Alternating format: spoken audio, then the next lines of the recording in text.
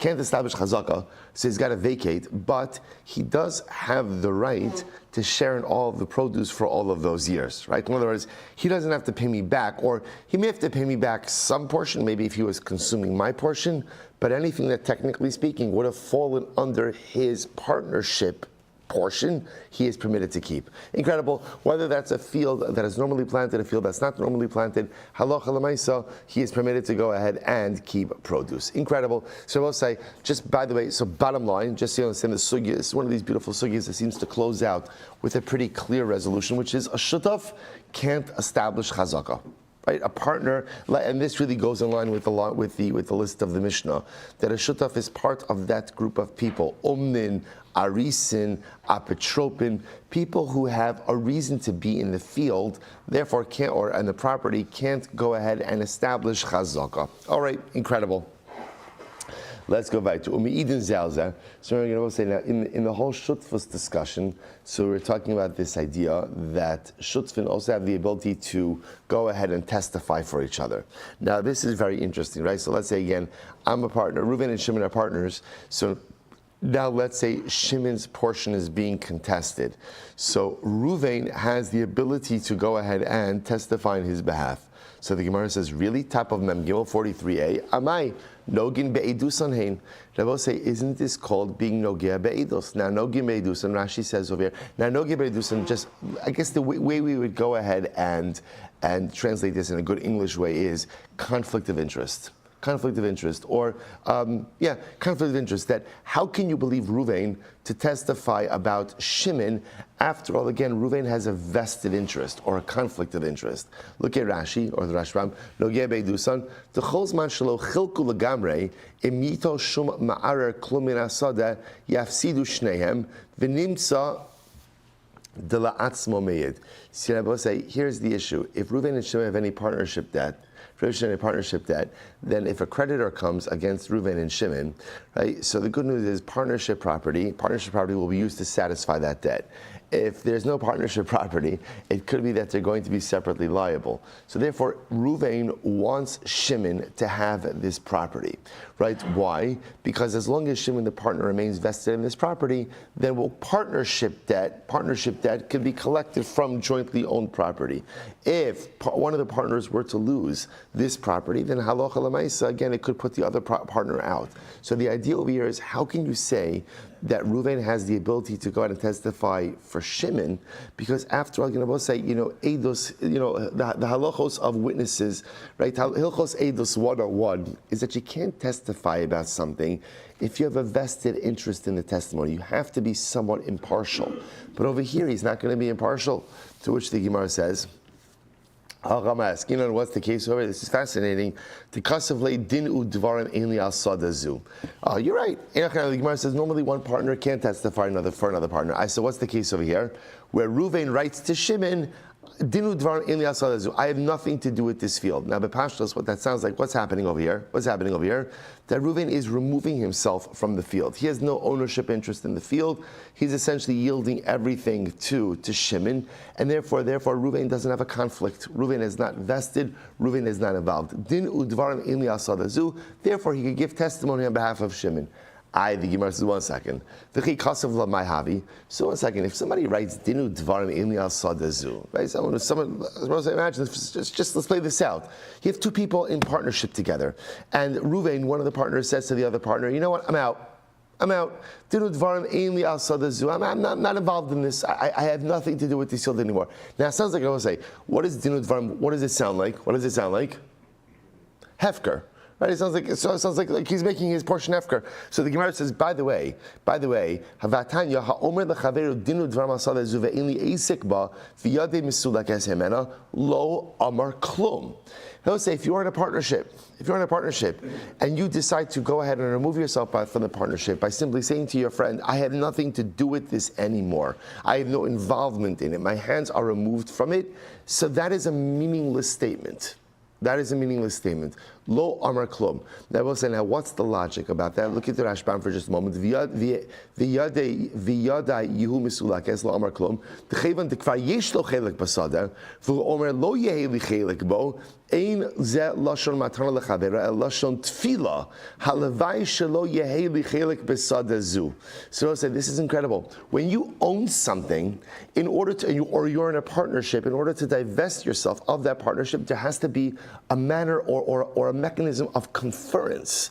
In other words, you could get out of a partnership by gifting your portion to your partner, by selling your portion to your partner, but just saying, kind of like, ta-da, I'm out, just like, so it's interesting, the Rashbam says, when someone says something like that, that sounds more like an anticipatory wish, right? I wish I was out of this partnership. I wish I was out of this business. But without a formal conveyance, you can't go ahead and get yourself out of this. It's so fascinating. He says, "Ein ze ela lashon tfilahu halavai shelo yehei lichelik basadazu v'chol zman shelo amar yehi nasun l'chasadazu lo yotza adayin mereshuso ve'ein tofes lashon ze ela b'davar shadayin lo zachaba." So we'll say, so again, the Rashbam goes on. The Rashbam says, I'll tell you where this does work, right? Where does this lashon of ainli asek, right? Ainli asadazu, ainli asek ba, where does it work? If somebody wants to give you something and you don't want to receive it, then halacha l'maisa, this type of lashon of I don't want anything to do with it prevents you from acquiring it. But once you have already acquired something, once you own something, if you want to go ahead and remove ownership, there has to be a formal mechanism of conference and conveyance. Whether that's a gift, right? Whether that's a sale, but just saying, I'm not involved in this field anymore. Rashbam says that's like you yearning for freedom, right? I wish I wasn't involved in this. I would say there's a tremendous Musar Haskell in this as well, which is that when you have an issue in life, just simply wishing your issues away, right? It doesn't work, right? In other words, it could be that there is a science and perhaps a mandate to try to live life in a prospective, forward-thinking way, so that I don't get myself into bad situations. There's definitely something to that. But once you are saddled with an issue, all too often in life, we just wish our problems away, or we just don't think it's not my problem, not my problem. Well, if it's a life situation that you're already in, then it is your problem. And wishing it away, or just even simply davening for it to go away, is not enough. A person has to take formal action, dynamic activity, in order to address whatever their life issues are. Because we all know, especially as we get older, the more you don't pay attention to your life problems, the bigger and the scarier they get. Saying I'm not going to deal with it, or saying it's not my problem, or just anticipatorily wishing it away, only makes it worse. Once the problem is here, the only way to deal with it is to actively engage it and employ a formal mechanism of resolution. Incredible idea. So the Gemara says, the point over here is it doesn't work. So we're saying over here, Reuven was Shimon's partner. Now Reuven wants to testify on Shimon's behalf, but he can't because he's an Ogeh B'davar, right? He has a conflict of interest. No problem. He just says, I'm no longer a partner in this field. So he confers, right? Essentially, it sounds like he's trying to say he gives over his ownership interest to Shimon, and therefore he could testify on Shimon's behalf. Gemara says, but that doesn't work. What's the case over here? B'shekana miyado. A kinyan. Okay, so now we're talking. In other words, so if Reuven says to Shimon, listen, I'm out, right? I'm out. I'm not a partner in this field anymore. I'm giving it over to you. And they do a kinyan. They do, let's say, a kinyan chalipin, right? They do some kinyan sudr. They do a kinyan, and through the kinyan, Reuven goes ahead and conveys his portion of the field to Shimon. Now we're talking. That could work. And if indeed Reuven removes himself from the partnership of the field, so now essentially Shimon is the sole owner. So now Reuven can testify on Shimon's behalf because Reuven is no longer an Ogeh B'davar. Incredible. Come on, seriously. But still, even if they do a kinyan, still what good is it? The Gemara says, Hari ma'amida b'fnei bal chovo. Rabbi say, Reuven is still an Ogeh B'davar. Reuven still has a vested interest in keeping this field in the possession of Ruvain. Why? Because it will say literally again, he puts it in front of his creditor. Now what does that mean? Take a look at the Rashbam once more. First wide line. V'chikanu miyado ma'havi akati amay meyed lahamir asada biyado havi nogehu be'edus zu dinechale she'asada biyad hashutaf b'bnei shema'amida haynosin lifnei bal chovo shem yesh lo shum bal chov shalvo mo kodem shehiknu l'chavero. So let's listen to this. Ruvain still has a vested interest. What's Ruvain's vested interest? We'll say, remember again, let's say, watch this. Ruvain and Shimon are partners. They own a piece of property together. Now, what happened? Ruvain borrowed money. So now, halacha l'maisa, when Ruvain borrowed money, either as an individual or as a partner, there's a lien against assets. Even if Ruvain goes ahead and divests himself of his ownership interest of the field, the lien is still there. The lien still exists, right? As such, Ruvain may have a vested interest in keeping this property with Shimon, so that should Ruvain not be able to go ahead and satisfy his debts, the lien on that property, that encumbered property, still remains in the hands of someone who Ruvain knows. So therefore, again, even though Ruvain has no active ownership interest in this, if there are pre-existing liens on this property, Ruvain would want it to stay with Shimon so that he knows where that property is should it be needed for collection, which means that Ruvain still has an interest in the testimony, and if Ruvain has an interest in the testimony, that would seem to invalidate him as a witness. Fascinating. So the Gemara says, if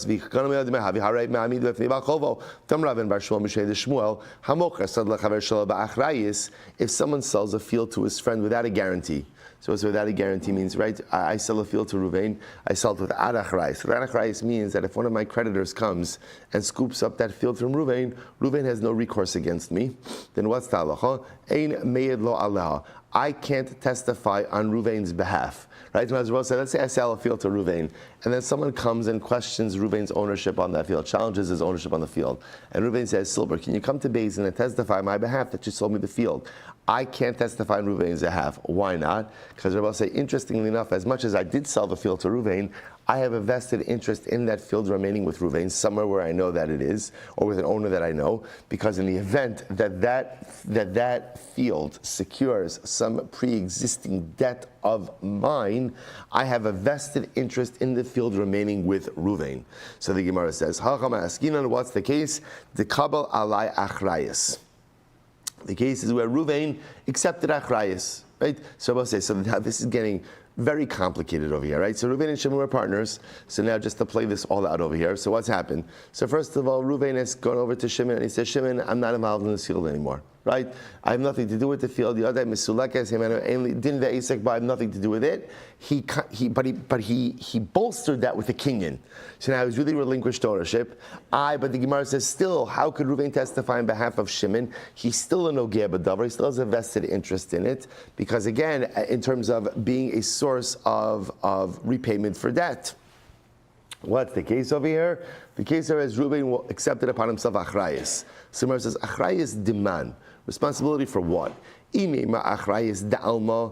it's ultimately, again, achrayis for any creditor that may come from the world, kol shekin denechale, then all the more so that Ruvain wants that property to remain in the possession of Shimon. Ella, achrayis ta'asyale machmasin. No. What Ruvain accepts is as follows. Ruvain says to Shimon, listen, anyone, in other words, here's what we're doing over here. Step one, I'm getting out of this partnership, right? Step two, we're bolstering my partnership removal with a kinyan, or my partnership exit with the kinyan. So now you're the full owner. What about the fact that this land may be mortgaged, right, for pre-existing debts that I, Ruvain, may have? Shimon, I'm guaranteeing it. If anyone comes and seizes the property from you in satisfaction of my debt, of Ruvain's debt, I agree to make you whole. So I'll say, in a case like that, when you put all of those ingredients together, then we're suggesting that halacha l'maisa, Ruvain could testify on behalf of Shimon that Shimon is the owner. Why? Because given all of those ingredients, Ruvain he's not nogeh b'davar. He no longer has a vested interest in Shimon keeping the property, because l'maisa, again, we've checked all the boxes, right? He's removed himself from the partnership.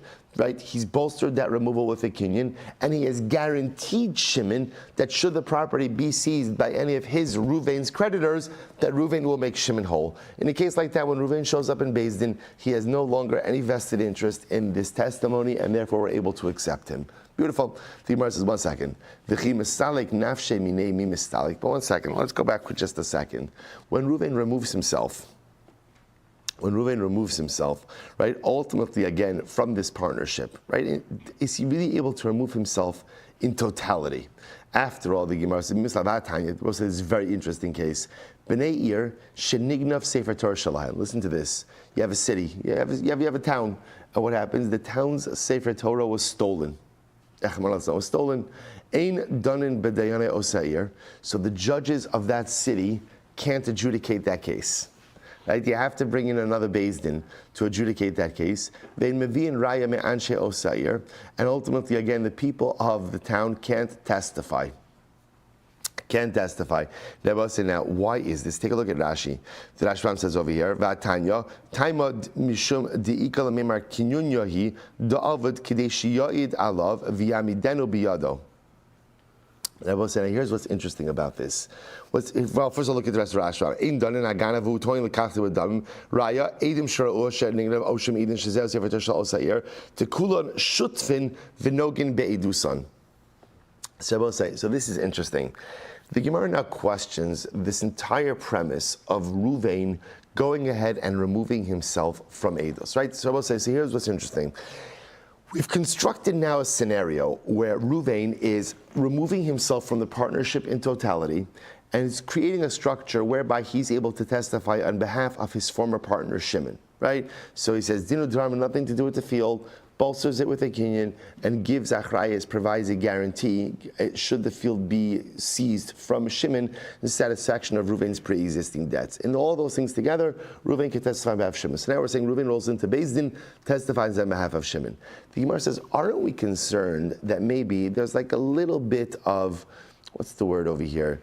Crooked kite happening. Meaning what? That Ruvain's going to withdraw, come and give the testimony, and then what's going to happen the next day?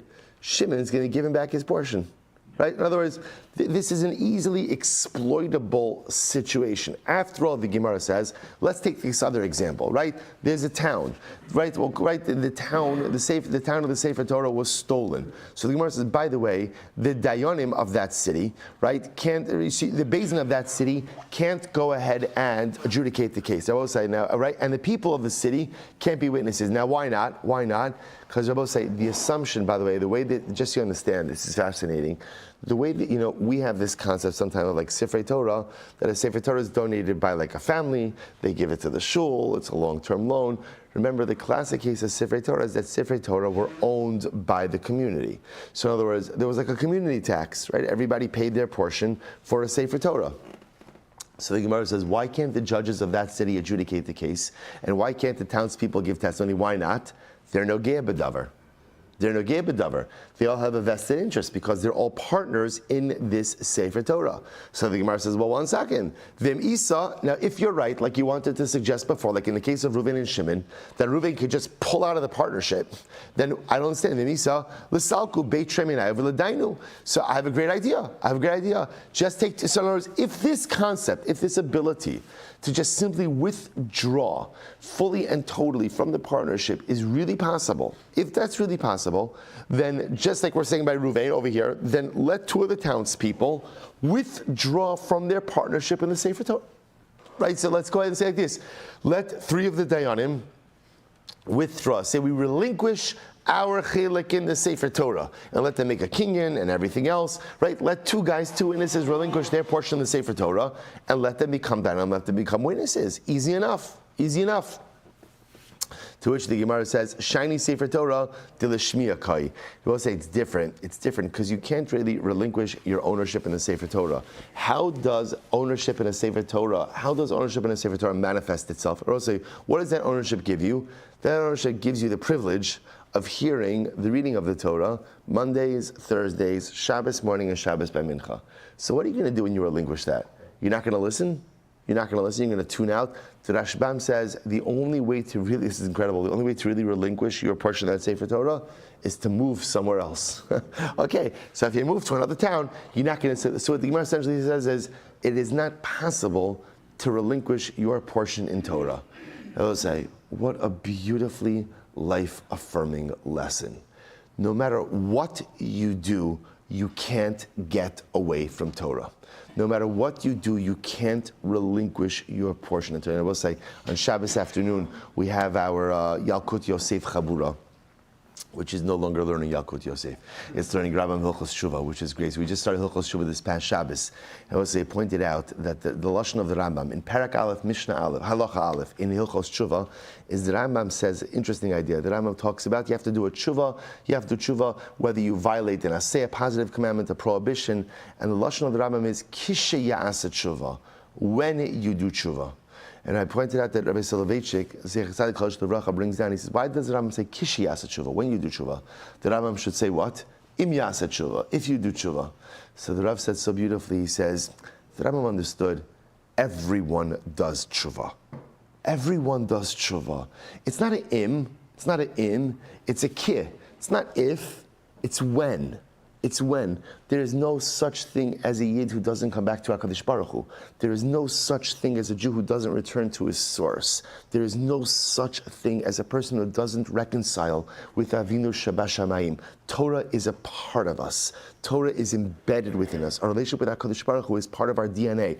Do we stray? Every day, right?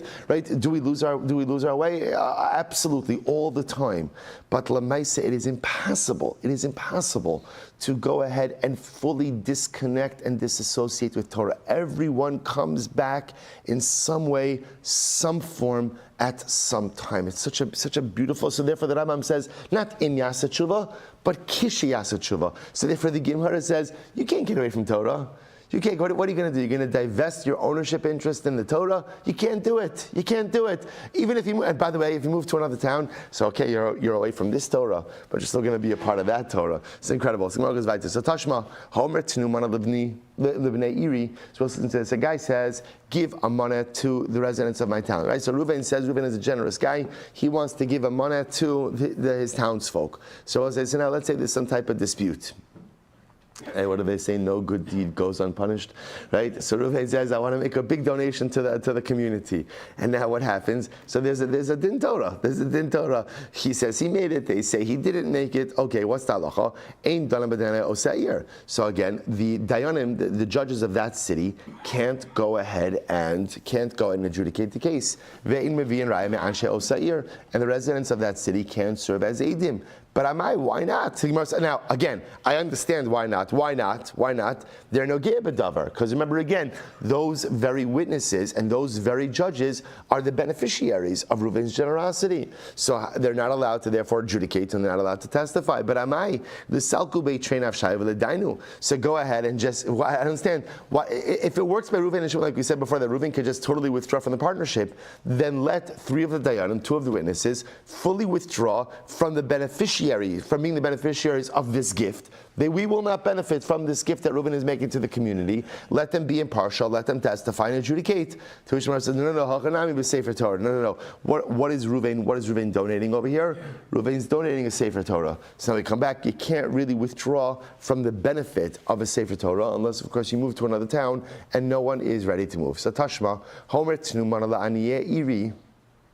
Another interesting case. Reuven says, I want to give money to the poor of my town. He wants to make a donation to the poor. So we'll say now, again, there's some type of machlokes about the donation. So what's the halacha? Ein danim b'dayane osa'ir. Ultimately, again, that case cannot be adjudicated with the judges of that city. Vein mevi'in raya me'anshe osa'ir. And the residents of the city can't provide testimony.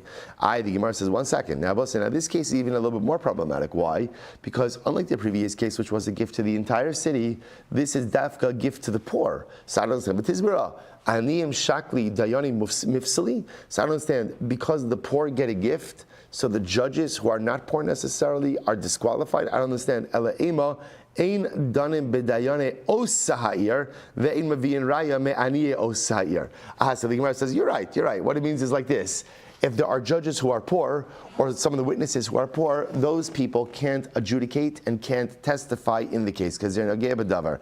Again, the Gemara says, "Va'amai listalku beitrei nafshayu v'ledinu." So the Gemara says, "I don't understand." Once again, I will say the whole point, the whole chap that we started out with the shutfus case over here in today's daf was to teach us that what? That a shutaf can fully withdraw from a partnership to the point that he can even become an impartial witness. So once you have that mechanism, why can't you employ it over here as well? So that two of the aniyim say, you know what, or I should say 5 of the aniyim, right? 3 judges and 2 witnesses. Let them remove themselves. We will not receive benefit from this gracious tzedakah gift that Ruvain gave, and that way again we're impartial and we can testify and adjudicate. To which the Gemara says, no, hachanami b'sefer Torah. What does it mean when it says that Ruvain is going ahead and giving a gift to the poor? It means the poor in this case means all the townspeople. What's the gift? The gift is a sefer Torah. Why are you calling the gift of a Torah a gift to the poor? So I will say, so essentially you're calling all of the townspeople aniyim. Why are you calling all of them aniyim? Da'kol eitzel sefer Torah aniyim hein.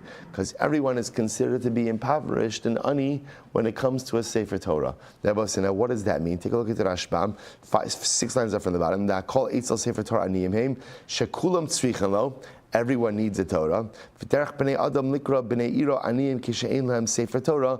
Daniyas gadol huzeh. So Rabbi say, here's what's interesting. A sefer Torah is one of those things that everyone needs, but yet not everyone has. So because of that, often people, when it comes to a sefer Torah, are called an ani. Now this can be understood on a couple of different ways. So Rabbi say, there happens to be a lot of literature on this particular Gemara over here about the mitzvah to write a sefer Torah. Va'ata kisvu lachem es hashira azos. There is a mitzvah d'oraisa for every Jew to write a sefer Torah. Now that's a pretty big undertaking. So how does one fulfill that mitzvah? So there's a lot of halachic literature about this. Maybe purchasing a letter is enough to fulfill the mitzvah. Doing it in partnership, having svarim in your home, maybe that's enough. So there's the point over here is that the mitzvah of writing a sefer Torah is a big mitzvah. Everybody is obligated in it. Not everybody is able to do it. So therefore, again, we call the townspeople aniyim. Everyone's considered to be quote unquote poor. What does it mean if you're poor? Right? Poverty means there's something that I'm lacking. So too the Gemara says everyone is considered to be an ani by a sefer Torah because everyone needs to have one, but not everyone has one, and therefore again, Ruvain in his conveyance of the sefer Torah is giving the townspeople are considered poor. They don't have a Torah. Ruvain is giving them this gift of a sefer Torah. Good. So there's also I think just like a beautiful message embedded in that phrase as well. That eitzel sefer dehakol eitzel sefer Torah aniyim heim. I will say, everyone is considered to be poor when it comes to a sefer Torah. What does that mean? We'll say one of the most humbling things in learning is that no matter how much I learn, it's like a tipa shebetipin. It's a drop of a drop in the ocean of Torah. On one hand, when you learn, you feel such a profound feeling of accomplishment, right? Especially Baruch Hashem, those of us who have the schus to learn the daf together, we are mamish. Like this is a marathon through Shas. I know it doesn't feel like a marathon; it's a 7.5 year marathon. This is distance running, right? But Lamaisa, it is like we get through Shas in ways that no one ever thought was possible. There's a profound sense of accomplishment, but yet at the same time, learning is a very humbling experience. Because for everything that I realize that there's so much that I don't know. There is so much that I haven't even touched. There is so much that I haven't even begun to explore. Isn't it overwhelming to think there are svarim that I haven't even opened up yet? Right? Svarim that I haven't even, I'm not a young person, right? Svarim that I haven't even like cracked it open yet. You would think at this point, all right, at least you've seen everything. No. So perhaps what the Gemara is teaching us is the hakol eitzel sefer Torah aniyim heim. When I measure myself up against Torah, I measure myself up against the sefer Torah, I feel very impoverished. right? I feel like a pauper. That as much as I've done, I realize that there's so much more that I haven't done. And that's not a bad thing. That's not a bad thing. You know, we'll say, so sometimes just like the pauper realizes that, you know what, perhaps if he works hard enough, he could change his financial circumstances. If he works hard enough, maybe even a couple of jobs, you know, he could turn things around. So when I stand next to the Torah, I might feel like a pauper. But the good news is, if I get my act together and I push myself a little bit more and recognize, no, it's not just enough to learn in the mornings. I have to learn in the evenings also. And I have to push myself, and I have to do, and it's not just enough to do Daf Yomi. Maybe I have to take on Mishnah Yomi. Maybe I have to take on Hilchos Shabbos. Maybe I have to take on Yerushalmi. Maybe I have to take on a Chasidus, a Halacha Chabura. I have to take on so many different things. Again, I might feel like a pauper. I might feel like a pauper right now.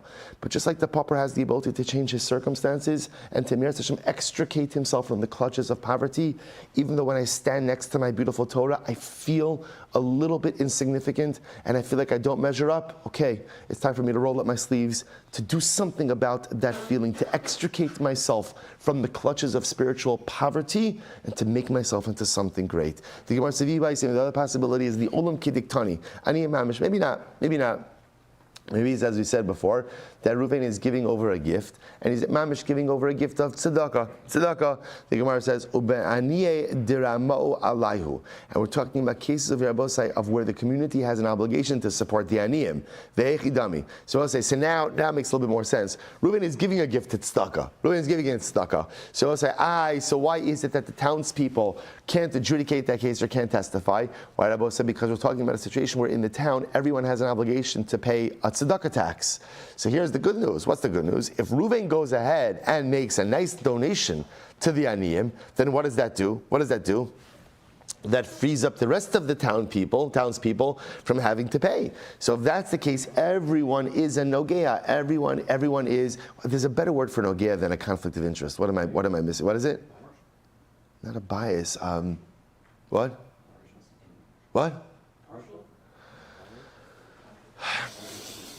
Okay, nogea. We're just going to go on nogea. Is a vested interest. A vested interest is, but I feel like there's a better English word for it.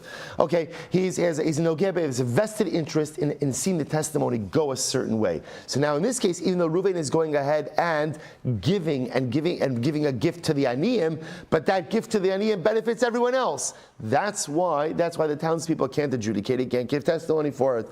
I think we're saying, well, what's the case? Hey, Chidami. Idi kitzlu. So I'll say if we're talking about a case where in the town there was a defined tax.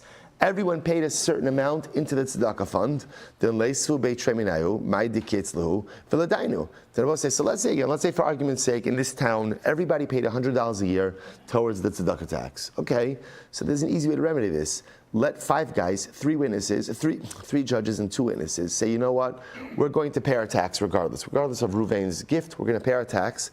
That should make them impartial, and therefore they should be able to adjudicate and judge the case. The case is where no, there's not a set tax. The Gemara says, no, this isn't even really a function, ultimately, again, of paying. In other words, you're right. Let's say everybody pays $100 a year into the tzedakah fund. Okay, so now you're going to say, Reuven's coming along, and Reuven's saying, I'm giving $1 million to tzedakah. This is incredible. Now I'm not going to have to pay my $100 a year. See, even if I could say, you know what, I'll pay my $100 a year, and that makes me impartial, it still doesn't make me impartial. Why not? Because as a resident of the town, it is beneficial for me to know that there's a surplus in the tzedakah coffers. In other words, even if I myself pay my way, pay my portion, so therefore again, I'm not benefiting financially from Reuven's gift, there is still a benefit as a resident of the city, knowing that the tzedakah coffers are overflowing. Halavai. Right? So therefore again, I'm not impartial, and because I'm not impartial, therefore I can't go ahead and give eidos. Incredible. I will say, so again, what's the takeaway from here? The takeaway from here is, remember again, I will say, how do we get into this? You're like, I have no idea. I'm asking myself that question for years. Right? How did I get into this? Let's say, so the nice thing, again, remember, the way we got into this is because, just to follow the train of thought, we said a shutaf can't establish chazakah. right? A partner can't establish chazaka. Once we started talking about partners, the Gemara had a brisa. The brisa said that partners could testify for each other. The Gemara said, partners could testify for each other? They're no ge'eh b'davar, right? They have a vested interest. So therefore, again, they're biased. They're biased, right? We'll just use it, right? They're biased, and therefore, again, can't testify. So the Gemara tried to come up with a case of where a partner could testify in his death. So how did he do that? Number one, he withdrew from the partnership, backed up that withdrawal ultimately again with a kinyan, and number three, made a personal guarantee to the partner, right? Reuven made a personal guarantee to Shimon that should the former partnership property be seized in satisfaction of any Reuven's pre-existing debt, Reuven will make Shimon whole. That's where he could withdraw from the partnership, and therefore once he does that, he has no vested interest in anything. Reuven could testify on behalf of Shimon. The Gemara then just took that and tried to apply it to other cases. Good, that's the whole sugya. Weiter. Nas and Shomer Sachar Zelazeh. Furthermore, still in partnership, I will say, partners become a Shomer Sachar one for the other. One for the other, right? So when Reuven goes ahead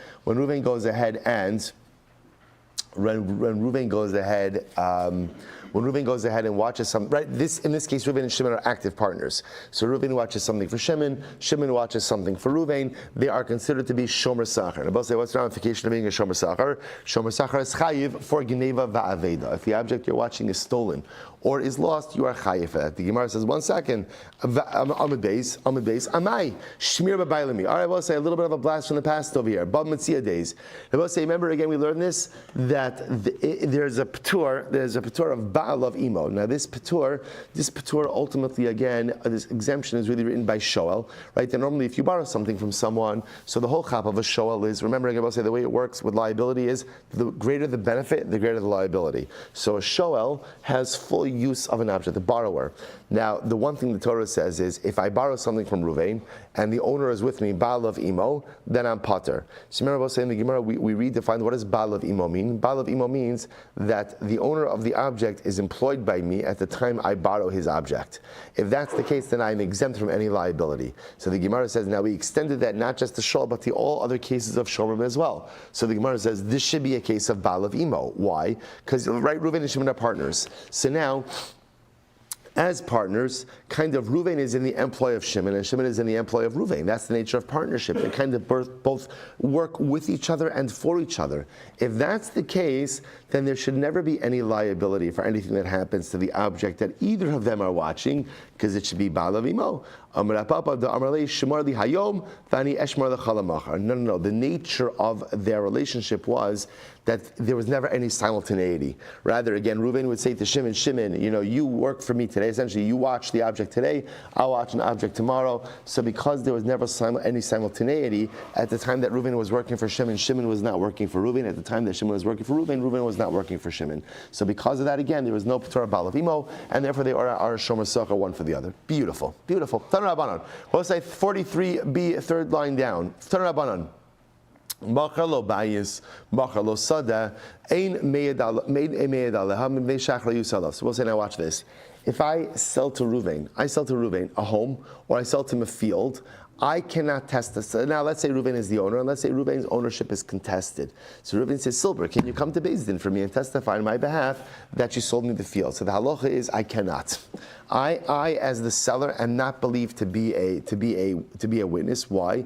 For the very simple reason I will say, because I have a vested interest in this. So I have a vested interest in this because I will say, if it turns out that the field is taken away from Reuven, guess who Reuven's coming back to? Who's he coming back to? It's coming back to me because I sold him the field. Right? And therefore I have achrayus for the sale. And therefore Allah Chalamayis, again, I can't walk into Beis Din and give testimony on behalf of Reuven because I have a vested interest in the field remaining with Reuven. However, machalo para machalo talis. But if I sold Reuven a cow or I sold him a talis, meyed lo aleha, and again now his ownership is contested, I can testify on his behalf. Why?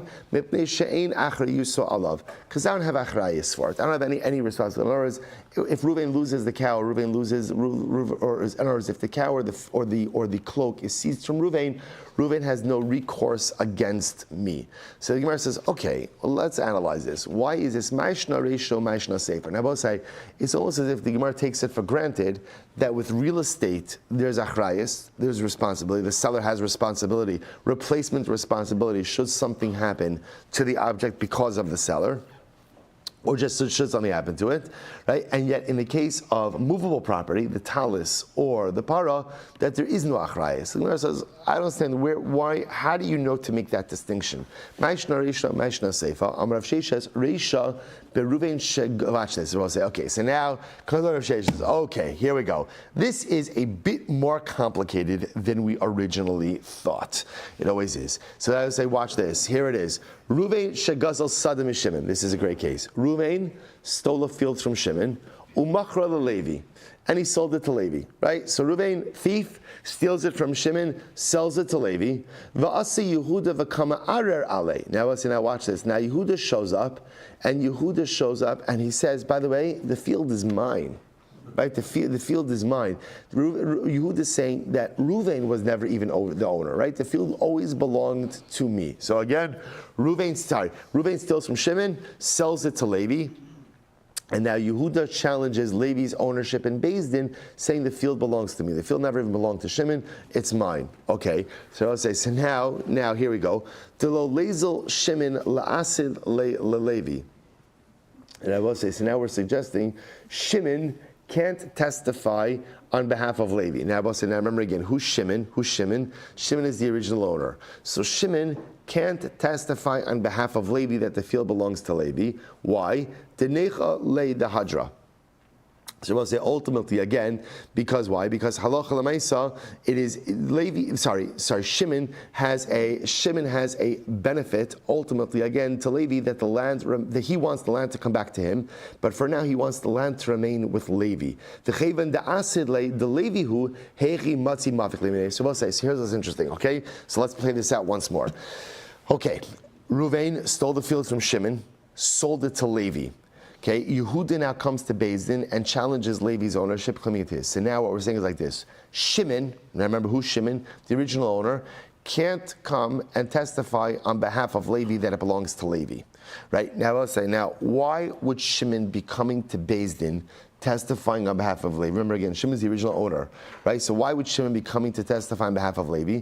Because Shimon's got a plan. What's Shimon's plan? Shimon wants to get it back, right? She wants to get it back, but for now he wants it to remain in the hands of Levi and doesn't want it to go to Yehuda, right? Because again, I will say, remember again, if you're Shimon, the best way to make your case is you have to prove, right? You have one goal. What's your one goal if you're Shimon? To prove that Reuven is a thief. Because if you can prove that Reuven is a thief, then halacha l'maisa, the sale to Levi was an invalid sale, which means you'll get back your property. So now, so therefore the Gemara says we don't allow Shimon to come into Beis Din to testify on behalf of Levi, because Shimon has a vested interest in this eidos. The Gemara says, 1 second. The Levi who hechi matzi mafik lemine. But I will say, let's play this out. If Shimon is showing up in Beis Din, right, and Shimon shows up in Beis Din, and Shimon says, by the way, I testify that the field belongs to Levi. So that's it. Shimon, in other words, will say, how would Shimon be getting back the field later on? What is he going to do? He's going to come to Beis Din later on and say, no, it's not Levi's, it's mine. If he testified that it belongs to Levi, that's it. Essentially, does that not mean that he's relinquishing ownership? How would he ever get the field back later on? They will say, this is incredible. No. The Amar, Yedana Dahai Ara Delav Di Yehudahi. Very interesting. They will say, what's his edus? His edus is, which is interesting about whether or not such an edus like this would actually work, that Shimon rolls into Beis Din and Shimon says, here's my testimony. I know this field does not belong to Yehuda. That's what I know. So it's interesting. So what Shimon's testimony would do is it would keep it out of the hands of Yehuda, but it's not firmly placing it in anyone else's hands. And if you're Shimon, that's your goal. I want to keep it out of the hands of Yehuda without taking a side as to exactly who the owner is, right? And like this, it kind of keeps it in play a little bit. That's the testimony. So the Gemara says, we don't believe Shimon for that testimony. Why not? Because he's Nogea Beidos. Right, because he has a vested interest in keeping it out of the hands of Yehuda. The Gemara says, 1 second. So we'll say, but 1 second. If Shimon's got a plan up his sleeve, right? Shimon clearly has a plan, right? What's Shimon's plan about? Say, what's Shimon's plan? This is a two-part plan over here. Part one, Shabbat Beis Din, and keep the land out of the hands of Yehuda. Okay, that's part one. Then part two is what? Now that it's out of the hands of Yehuda, who does it remain with? Levi. Part two of the plan is then clearly to extract it from the hands of Levi. So the Gemara says, so Ruvain, whatever mechanism you're going to use to go ahead and get the field out of the hands of Levi, just play that card now. Just play that card now. To which the Gemara said, well, who's the kamafik le'mi Levi left Gim Yehuda? So as Rabbi say, so let the field go to Yehuda. Let the field go to Yehuda. Just leave it alone. And whatever you're going to use, whatever plan you have to extricate the field from Levi, just use it for Yehuda. In other words, don't get involved in this case. Let the field go to Yehuda. Then show up in Beis Din and extricate the fields from Yehuda. To which the Gemara says, Da'amar hasheni noachli harisha kashar hemena. So I'll say this is very interesting because Reuven says, listen, Levi is a much easier guy for me to deal with than Yehuda. So essentially he says, I'd rather go ahead and deal with Levi than Yehuda. So therefore he wants to keep it out of Yehuda's hands and go ahead and keep with Levi. By saying that possibilities could go we'll stop over. We'll pick up with this tomorrow. So I'm leaving you a little bit of a cliffhanger over here. It was an incredible case. So the resolution of that case, and ultimately again how we paskin in Miras Hashem tomorrow. Wow, what a packed morning. What a packed morning. Shkoyach.